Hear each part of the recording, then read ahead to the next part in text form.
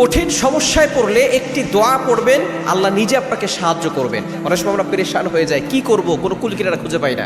নবীজি সাল্লাল্লাহু আলাইহি সাল্লাম যখনই পেরেশানিত হতেন তখন তিনি এই ছোট্ট দোয়াটা পড়তেন।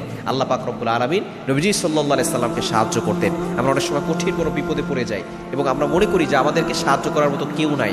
আমরা এমন একটা বিপদে পড়ি যে সাগরের মাঝখানে আছে, বিপদ থেকে উদ্ধার করার জন্য কেউ নাই। আপনি মনে করবেন যে আপনার একজন রব আছেন, আপনার একজন প্রভু আছেন। দুনিয়ার সকল দরজা বন্ধ হলেও ওই আল্লাহর দরজা কখনো বন্ধ হয় না। দুনিয়ার সকল মানুষ আপনাকে তাড়িয়ে দিলেও ওই আল্লাহ আপনাকে কখনো তাড়িয়ে দিবেন না। এমন একজন প্রভু, এমন একজন রব আমরা পেয়েছি। সুতরাং আপনি যখন অনেক সমস্যায় পড়ে যাবেন, কঠিন বড় বিপদে পড়ে যাবেন, পেরেশান হবেন, যখন আপনার ভিতরে এমন কিছু কাজ করবে যে আপনি আর দুনিয়াতে বেঁচে থাকতে চান না, তখন এই ছোট্ট দোয়াটা করবেন। দেখবেন এই দোয়ার বদৌলতে আল্লাহ পাক রব্বুল আলামিন আপনাকে সকল বিপদ আপদ থেকে হেফাজত করবেন। দোয়াটি হচ্ছে ইয়া হাইয়ু ইয়া কাইয়ুম বিরহমাতিকা আস্তাগীস লা ইলাহা ইল্লা আনতা। এই ছোট্ট দোয়াটা, যেটার ভিতরে আল্লাহ তাআলার ইসমে আযম গুরুবাসন দুইটা নাম রয়েছে, আল হাইয়ুল কাইয়ুম। ইয়া হাইয়ু ইয়া কাইয়ুম বিরহমাতিকা আস্তাগীস লা ইলাহা ইল্লা আনতা। এই ছোট্ট দোয়াটা আপনি বেশি বেশি পড়বেন। নবীজি সাল্লাল্লাহু আলাইহি সাল্লাম যখনই পেরেশান হতেন এই ছোট্ট দোয়াটা পড়তেন।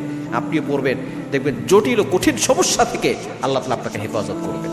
কঠিন সমস্যায় পড়লে একটি দোয়া পড়বেন, আল্লাহ নিজে আপনাকে সাহায্য করবেন। অনেক সময় আমরা পেরেশান